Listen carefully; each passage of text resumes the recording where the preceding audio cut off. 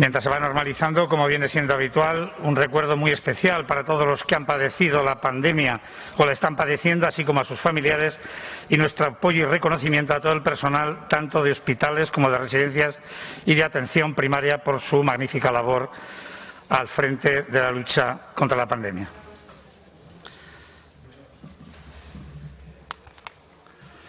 Se va a proceder a continuación a la lectura de una declaración institucional con motivo de la celebración del Día Mundial contra el Cáncer, aprobada y ratificada por todos los portavoces parlamentarios.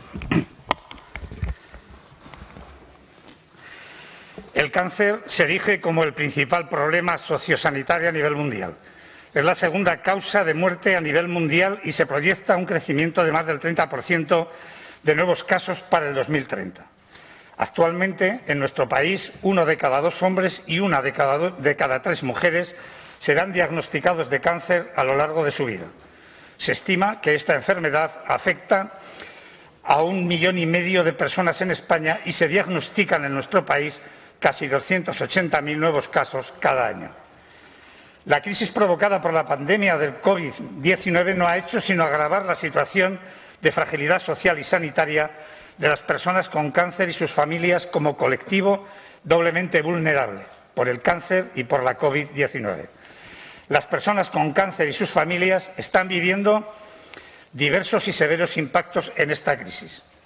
Impacto sanitario, pruebas diagnósticas, tratamientos demorados, incertidumbre y necesidad de información que ayude a reducir el miedo al contagio.